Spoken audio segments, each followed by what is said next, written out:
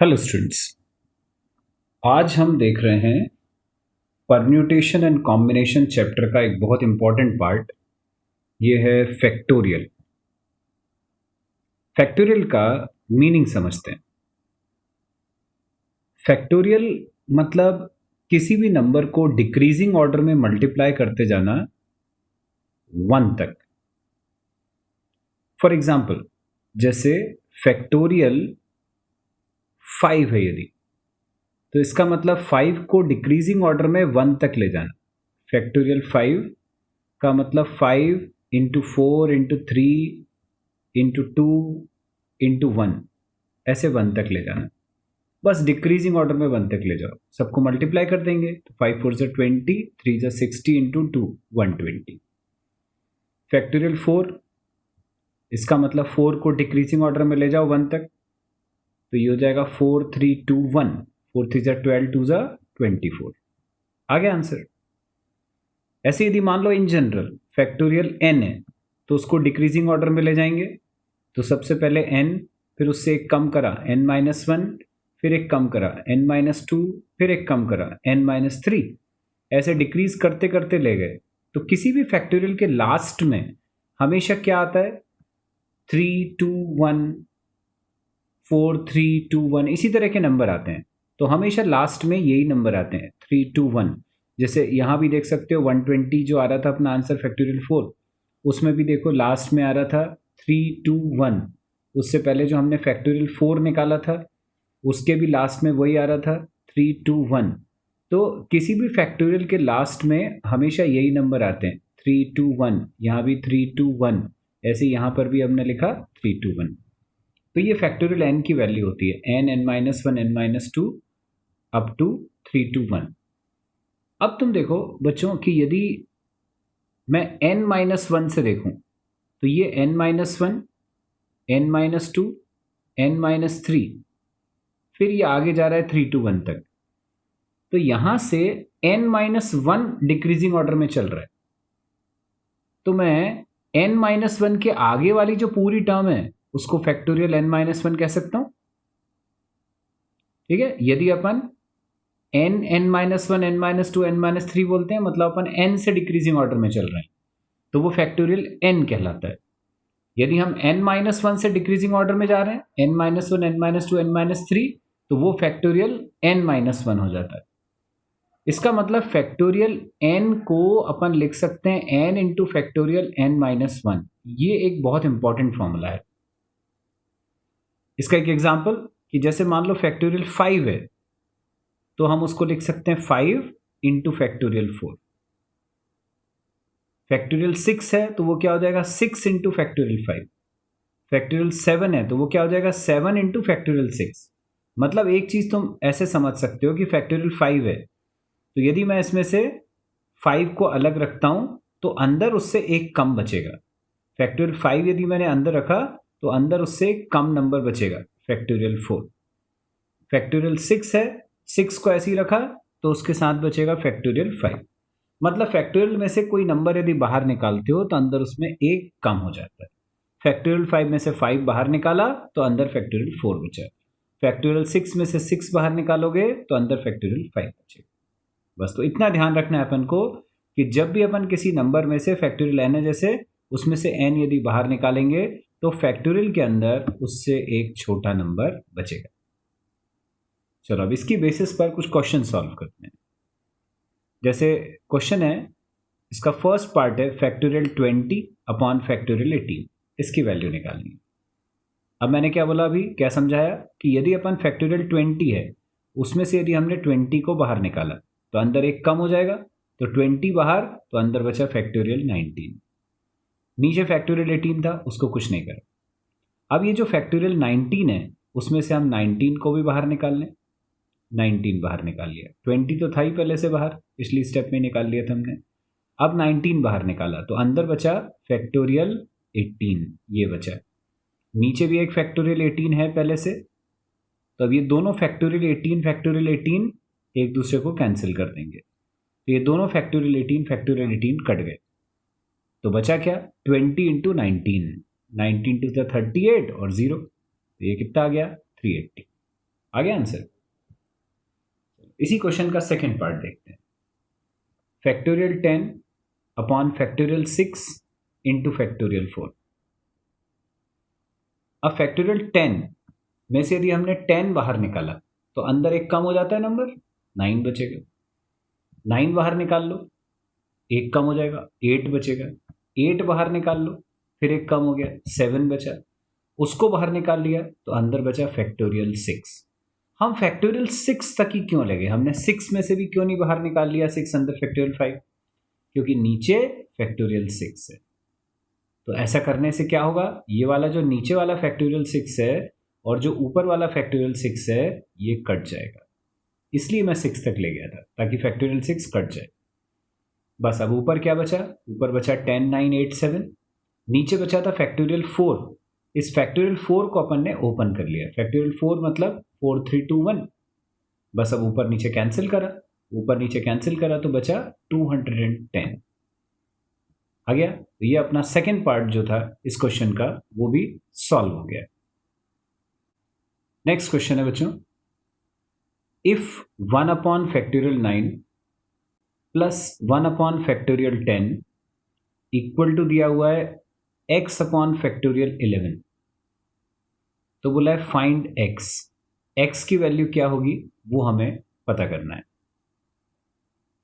तो देखो 1 upon factorial 9 को ऐसी रखा, जो सेकेंड टर्म थी 1 अपॉन फैक्टोरियल 10 उसमें से हमने 10 को बाहर निकाला तो अंदर एक कम बचेगा, तो 10 बाहर निकाला तो अंदर बचा फैक्टोरियल 9, जो इक्वल टू में x अपॉन फैक्टोरियल 11 है, वो वैसे का वैसे ही रहा। अब लेफ्ट हैंड साइड में तुम्हें दिख रहा है फैक्टोरियल 9 दोनों में आ रहा है, तो मैं यहां से फैक्टोरियल 9 कॉमन निकाल सकता हूं।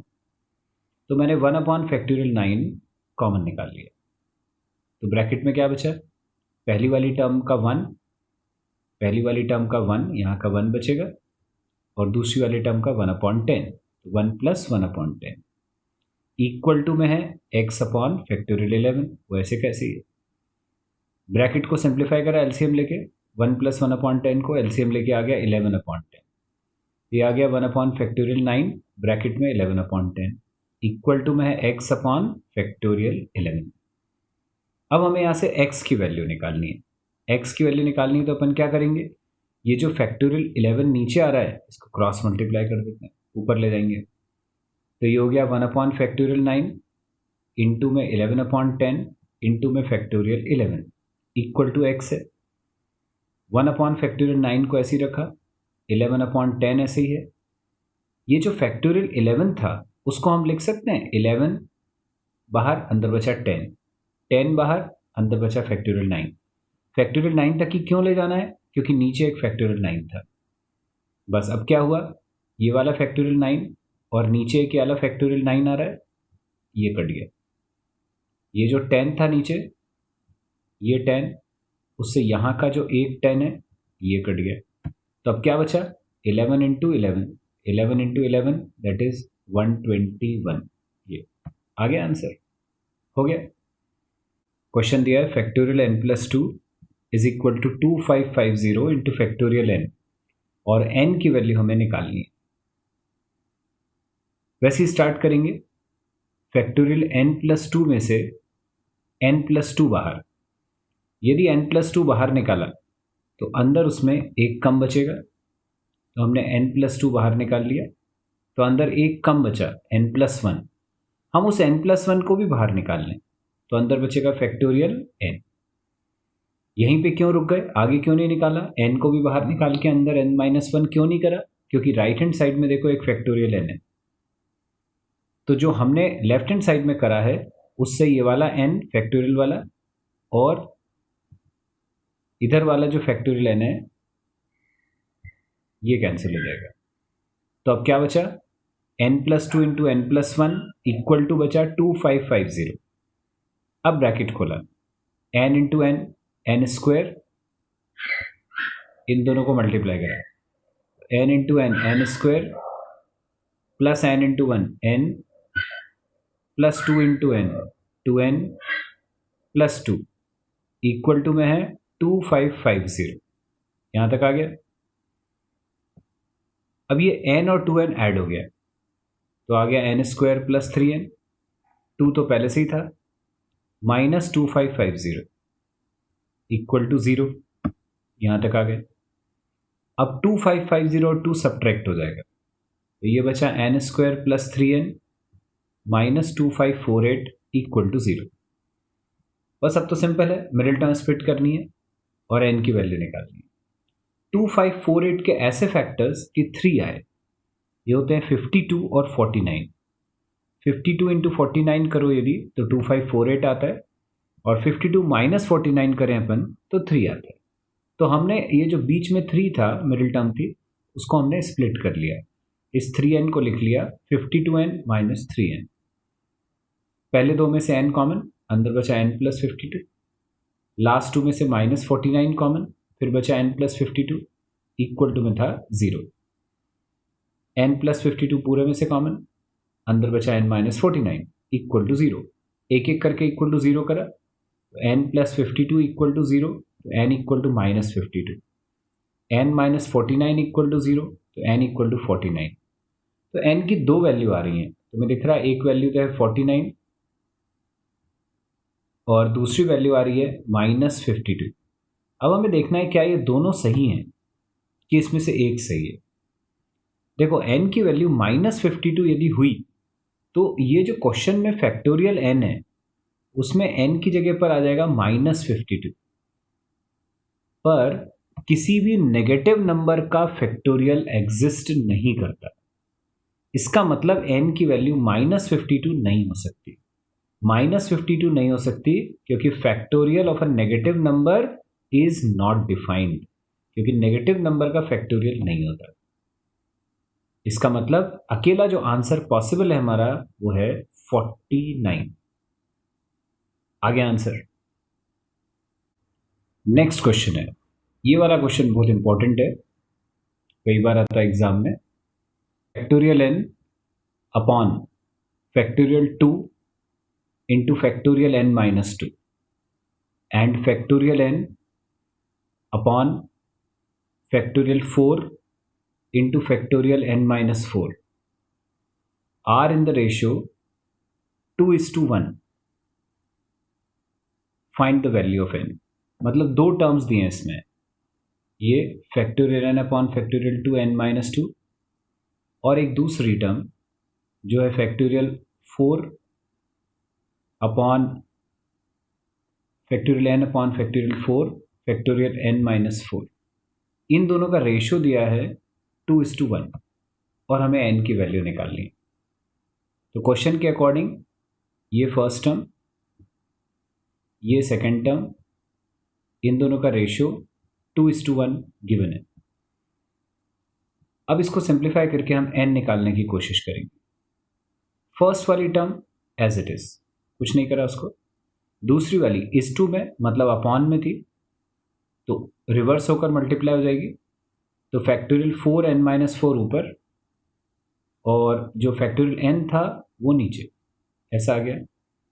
इक्वल टू में है 2:1, जो इक्वल टू वाली टर्म है उसमें कोई चेंज नहीं। अब इसको सिंप्लीफाई करते हैं। ऐसे सिंप्लीफाई करना हमेशा कि फैक्टोरियल कैंसिल हो जाए, तभी अपन आगे सॉल्व करके n निकाल पाएंगे। तो सबसे पहले तो तुम्हें दिख रहा है ये फैक्टोरियल n और यहां पर एक फैक्टोरियल n आ रहा है, ये कट गया। अब ऊपर जो ये फैक्टोरियल 4 है, हम इसमें से 4 बाहर निकाल लेते हैं, 3 बाहर निकाल लेते हैं, 2 बाहर निकाल लेते हैं। फैक्टोरियल 4 में से 4 3 2, या ऐसा भी कर सकते थे 4 और 3 बाहर निकाल लेते तो फैक्टोरियल 2 बचता, तो उससे ये नीचे वाला जो फैक्टोरियल 2 था ये वाला वो कट जाता। ऐसे भी कर सकते थे। खैर मैंने फैक्टोरियल 4 को पूरा लिख लिया, 4 इंटू 3 इंटू 2 इंटू 1 भी लिख सकते थे। फैक्टोरियल n माइनस 4 को कुछ नहीं करा। नीचे फैक्टोरियल 2 का मतलब 2 इंटू 1 वो लिख लिया। n माइनस 2 को बाहर निकाला, अंदर बचा n माइनस 3, उसको बाहर निकाला तो अंदर बचा n minus 4 factorial. Equal to में है 2:1 मतलब 2। अब यहां से तुम्हें समझ में आ रहा है ये वाला 2 और ये ऊपर वाला जो ये 2 है ये कट जाएगा। यहाँ का n माइनस 4 और यहाँ का n-4 फैक्टोरियल, ये कट गया। तो ऊपर बचा 4 इंटू 3, नीचे बचा n-2 इंटू n-3, यहाँ तक आ गए। इक्वल टू में 2:1 मतलब 2 है। अब ये जो 2 है उससे इधर वाला 4 कटेगा, 2 2 4, 2 इंटू 3 6, और ये जो नीचे वाला टर्म है n-2 n-3 वो क्रॉस मल्टीप्लाई करके राइट साइड में चला गया। तो क्या आ गया अपना n-2 n-3 equal to 6, bracket खोल दिया इसको, ब्रैकेट खोला तो आया n² -3n -2n plus 6 equal to 6, 6 से 6 कैंसिल हो गया, ये वाला 6 और ये वाला 6 कैंसिल, ये जो -3n और -2n है ये ऐड हो गए, तो आ गया n² -5n equal to 0, n common, अंदर बचा n-5 इक्वल टू 0, एक एक करके इक्वल टू 0 करा, तो n equal to 0 and n equal to 5, ऐसा आ गया। अब देखें कि ये दोनों वैल्यू पॉसिबल हैं कि कोई एक पॉसिबल है। यदि अपन n को 0 ले लें तो देखो क्वेश्चन में एक फैक्टोरियल n-2 था ये, और एक फैक्टोरियल n-4 था, तो यदि n 0 हुआ तो फैक्टोरियल n-2 में यदि तुमने 0 रखा तो ये हो जाएगा -2 फैक्टोरियल, यहाँ रखोगे तो ये हो जाएगा -4 फैक्टोरियल। इसका मतलब n इक्वल टू 0 के लिए दोनों वैल्यू नॉट डिफाइंड हो जाएंगे, मतलब n की वैल्यू 0 पॉसिबल नहीं है। पर यदि तुम n को 5 रखते हो तो देखो दोनों वैल्यू सेटिस्फाई कर रही हैं। 5 रखोगे तो 5 - 2 3, फैक्टोरियल 3 पॉसिबल है। फैक्टोरियल यहाँ रखा दिया n को 5, तो फैक्टोरियल 5 - 4 तो फैक्टोरियल 1, वो भी सही है। 5 - 2 3, ये भी सही है। इसका मतलब दोनों पॉजिटिव है, मतलब ये पॉसिबल है। तो n की ओनली पॉसिबल वैल्यू है 5। जो दूसरी वाली वैल्यू थी 0 वो पॉसिबल नहीं थी क्योंकि उससे बाकी फैक्टोरियल नेगेटिव हो रहे थे, तो हमने उस वैल्यू को छोड़ दिया।